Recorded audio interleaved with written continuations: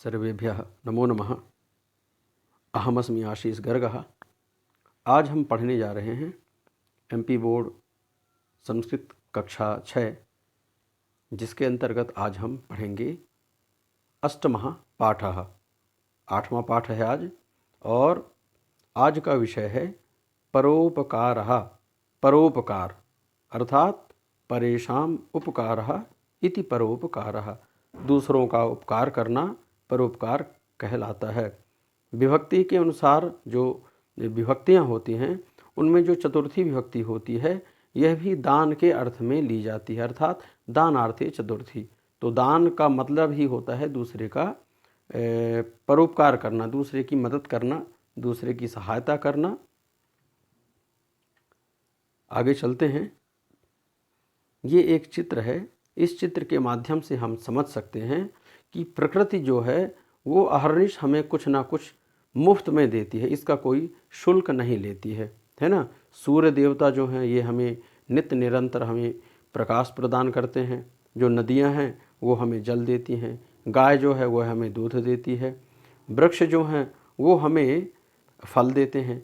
और सबसे जो ज़रूरी चीज़ है ना, समझने वाली बात यह है कि ये जो वृक्ष आदि हैं, जो प्रकृति है, ये हमसे इसका कुछ शुल्क नहीं लेती है, पैसे नहीं लेती है ना। तो ये जो प्रकृति है ये हमें जीवन जीने का तरीका सिखाती है, मतलब आर्ट ऑफ लिविंग। हमें जीवन कैसे जीना चाहिए, किस प्रकार परोपकार करना चाहिए, किस प्रकार दूसरों का उपकार करना चाहिए, इस प्रकार से ये हमें समझाती है। तो आइए हम पाठ की तरफ चलते हैं और इनके बिंदुओं को समझेंगे। परेषाम् उपकारः परोपकारः। दूसरों का उपकार करना ही परोपकार कहलाता है। सूर्यः लोकहिताय तपति। सूर्य लोकहित के लिए तपता है। अच्छा, यहाँ पर हम ध्यान रखेंगे कि जो पीत वर्ण में अर्थात जो येलो कलर में शब्द हैं, ये सब चतुर्थी विभक्ति के अंतर्गत आने वाले हैं। ठीक है, जिनमें जो ये पीले वर्ण हैं ये सब चतुर्थी विभक्ति के हैं। तो आप लोगों की सुगमता के लिए यहाँ पर इन वर्णों को ऐसा किया गया है। चलिए समझते हैं। सूर्य लोकहिताय तपति, यानी सूर्य लोकहित के लिए तपता है। नद्यः परोपकाराय वहन्ति। नदियाँ परोपकार के लिए बहती हैं। वृक्षाः परोपकाराय फलानि यच्छन्ति। वृक्ष जो होते हैं क्या करते हैं, परोपकार के लिए फल देते हैं। मेघाः परोपकाराय जलम वर्षन्ति। मेघ अर्थात बादल परोपकार के लिए ही जल की वर्षा करते हैं, जल प्रदान कराते हैं, जल उपलब्ध कराते हैं। वसुधा परोपकाराय भारम वहति। वसुधा अर्थात पृथ्वी जो है ये क्या करती है, परोपकार के लिए ही हमारा भार सहती है। ठीक है, पृथ्वी के ऊपर हम खेती करते हैं, घर बनाते हैं, चलते हैं, अपना जीवन यापन करते हैं। तो ये जो पृथ्वी है ये हमारे भार को वहन करती है। ये यहाँ पर वह धातु है। वह धातु से वहन करने अर्थात ढोने के अर्थ में है ना। जैसे हम बोलते हैं ना वाहन, तो वाहन का मतलब ही है जो भार को ढोता है, ढोने के अर्थ में। एवं प्रकृति ही परोपकाराय प्रेरयति। इस प्रकार प्रकृति परोपकार की प्रेरणा देती है अथवा प्रेरित करती है। परोपकार के लिए हमें नित्य निरंतर प्रेरित करती है कि हमें भी दूसरे का उपकार करना चाहिए। ऐसा प्रकृत्यै वयम किम कुर्मः। प्रकृति के लिए हम क्या करते हैं। किम यूयम किंचित स्मरथ यद एषा प्रकृति ही अस्मभ्यम अहर्निशम सर्वम सुखम ददाति। किम क्या आप लोगों ने कभी थोड़ा भी विचार किया है कि ये जो प्रकृति है क्या करती है। अस्मभ्यम अहर्निशम सर्वम सुखम ददाति। अस्मभ्यम, अस्मभ्यम ये कहाँ का रूप है, अस्मद चतुर्थी बहुवचन है ना। मह्यम आवाभ्याम अस्मभ्यम। अस्मभ्यम का अर्थ है हमारे लिए।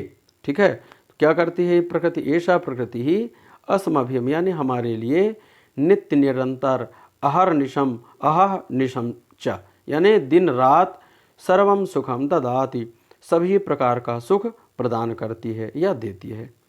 यदा प्रकृत्याः सुरक्षायै वयं मानवाः किंचिदपि कर्तुं शक्नुमः तदा अस्माकं जीवनम सुखकरम भविष्यति। नीचे की लाइन देखेंगे, क्या बताया?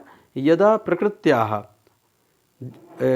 प्रकृत्याः जब हम प्रकृति के सुरक्षा के लिए, ठीक है, हम मानव किंचित अपि कुछ भी कर्तुम शक्नुमः कुछ भी कर सकते हैं या करते हैं तो हमारा जीवन कैसा होगा? सुखकर होगा यानी आनंददायी रहेगा।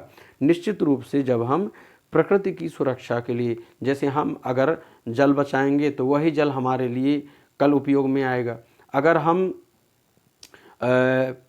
वायु को दूषित नहीं करेंगे वही वायु हमारे जीवन में क्या रहेगी? मतलब सुरक्षा देगी, ठीक है। प्राणवायु जो है वह अगर शुद्ध रहेगी तो वो हमारे जीवन को बचाएगी। वृक्ष हैं, वृक्षों को अगर हम नहीं काटेंगे तो वो हमें ऑक्सीजन देंगे, प्राणवायु देंगे, ठीक है। तो इस प्रकार से ये सब परोपकार करने वाले हैं। आगे चलते हैं। एतदर्थम जल संरक्षणम वायु संरक्षणम भू संरक्षणम च अवश्यमेव करणीयम। एतदर्थम इसीलिए जल संरक्षण, वायु संरक्षण, भू संरक्षणम च और भू का संरक्षण अवश्यमेव यानी अवश्यम एवं निश्चित रूप से हमें करना चाहिए। अब यहाँ पर देखते हैं, माता सर्वेभ्यः भोजनम पचति। माता सभी के लिए, सर्वेभ्यः है ना, सर्वेभ्यः यानी सभी के लिए, चतुर्थी बहुवचन है। माता सर्वेभ्यः भोजनम पचति, माता सभी के लिए भोजन बनाती है।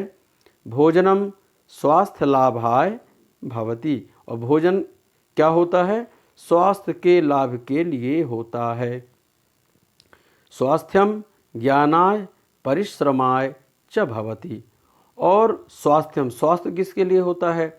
ज्ञान के लिए और परिश्रम के लिए होता है। अगर हमारा स्वास्थ्य अच्छा होगा तो हमारा ज्ञान भी बढ़ेगा, क्योंकि स्वस्थ शरीर में ही स्वस्थ मन का वास होता है। तो जब हमारा स्वस्थ मन होगा तो हमारे अंदर ज्ञान की जो ऊर्जा है वह भी प्रमुदित होगी, प्रफुल्लित होगी, प्रस्फुटित होगी, है ना, वह भी प्रकट होगी। और हम परिश्रम करते हैं तो परिश्रम भी किया जाता है अच्छे स्वास्थ्य के द्वारा। परिवारे पिता पुत्राय विद्या धनम ददाति, परिवार में जो पिता होते हैं वो क्या करते हैं? पुत्र के लिए, पुत्राय अर्थात पुत्र के लिए विद्या धनम ददाति, विद्या रूपी धन देते हैं। माता क्या करती हैं? माता स्वपुत्रई, माता अपनी पुत्री के लिए सुसंस्कारम यच्छति, क्या करती हैं? अच्छे संस्कार देती हैं। सैनिकः देश सुरक्षायै स्वशरीरस्य बलिदानम करोति, सैनिक क्या करते हैं? सैनिक जो है, सैनिकः देश सुरक्षायै, सैनिक जो है देश की सुरक्षा के लिए अपने शरीर का बलिदान करता है। जनसेवकः समाज विकासाय सततम कार्यम करोति, जो जनसेवक होता है वो क्या करता है? समाज विकास के लिए यानी समाज के विकास के लिए सततम निरंतर कार्य करता है, ठीक है। परिश्रमः धनार्जनाय भवति, और जो हम परिश्रम करते हैं, है ना, मेहनत जो करते हैं वो किसके लिए रहता है? धनोपार्जन के लिए, क्योंकि आप और हम अगर धन का उपार्जन करेंगे तो हमारा जीवन अच्छा रहेगा, क्योंकि धन के द्वारा ही हम वस्तु विनिमय कर सकते हैं, लोगों की मदद कर सकते हैं, हम अपने लिए सुरक्षाएं जो है सुरक्षा मुहैया करा सकते हैं, उपलब्ध कर सकते हैं। ऐसा धनम राष्ट्र विकासाय धर्माय सुखाय च भवति, और धन क्या होता है? धन राष्ट्र विकासाय यानी राष्ट्र के विकास के लिए, धर्म के लिए और सुख के लिए होता है।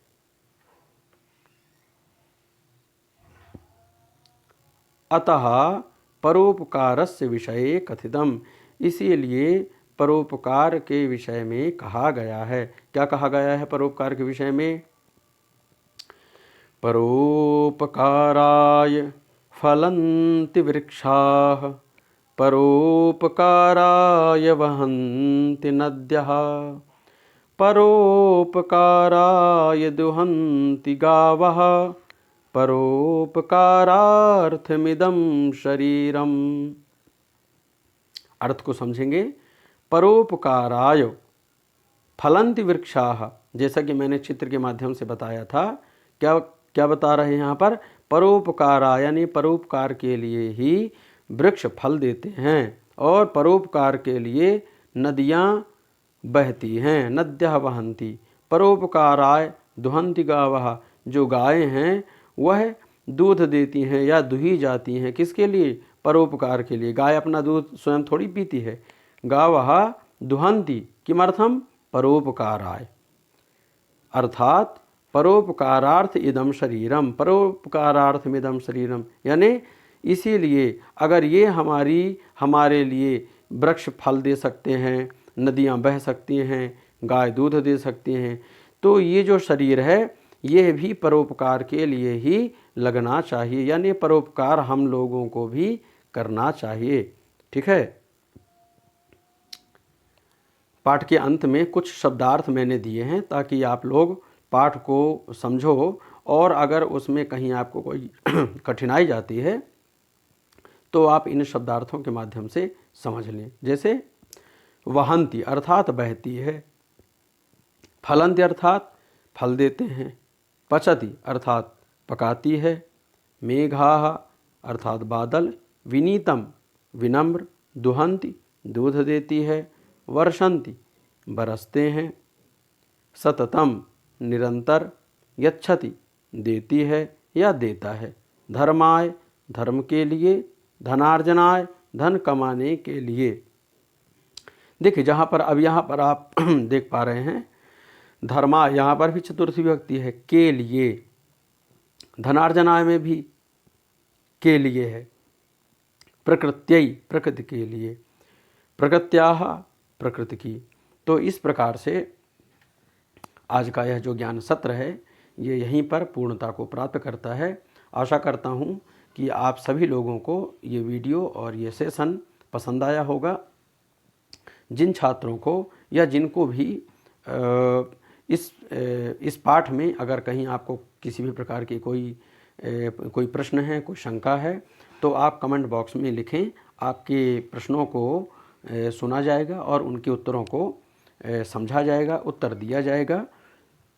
जो लोग भी चैनल में नए हैं वो इस चैनल को सब्सक्राइब कर दें, शेयर करें, ताकि आगे जो हम संस्कृत के वीडियो डालेंगे, अपलोड करेंगे, वो आपको समय पर मिलते रहें।